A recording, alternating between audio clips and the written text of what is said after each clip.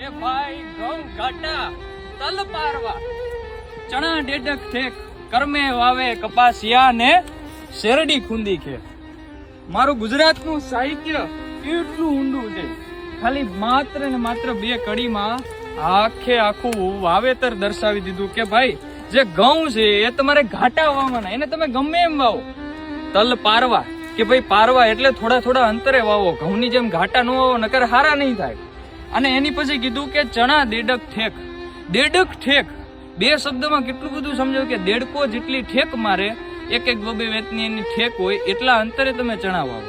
કર્મે વાવે કપાસિયા એટલે કે કર્મ એટલે કે પગલું. જેમ કે આ ઘોડી 1 પગલું ભરે, મારું 1 આ પગલું છે, એવી રીતે એટલા અંતરે તમારે કપાસિયા વાવવાના છે. આપણે ખબર છે કપાસનું અંતર 1 ફૂટ 2 ફૂટ અથવા તો હાથીમાં જે માપ આવતું હોય 32, 72, 36 એવી રીતે. શેરડી ખૂંદી ખેત એટલે કે જે શેરડીના જે વચલો ભાગ આવે છે એલા ખેતર ભીનું કરી દેવાનું, પછી એના હાંઠા એ જમીનમાં આવી રીતે ગાળી દેવાના છે અને પગેથી ખૂંદી નાખવાના છે, એટલે શેરડી ખૂંદી ખેત. આ અમારું ગુજરાતનું સાહિત્ય.